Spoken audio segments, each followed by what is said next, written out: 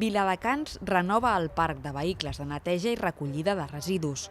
Entre màquines escombradores, camions de recollida i cotxes d'inspecció, són 31 els equips que s'hi incorporaran aquest any. Introduïm un nou model de vehicles amb les nostres flotes, com és els de gas, que és una manera molt sostenible de mobilitat. I per tant, això és una novetat que a més serveix per tindre no només servei a les nostres instal·lacions, sinó també amb un poste per ús públic d'aquest subministrador de gas. Millora també amb vehicles que ens permeten fer més feina. Per exemple, aquests nous vehicles de neteja viària que permeten fer tot el carrer simultàniament, no com abans, que alguns carrers tenien que fer dos repassades.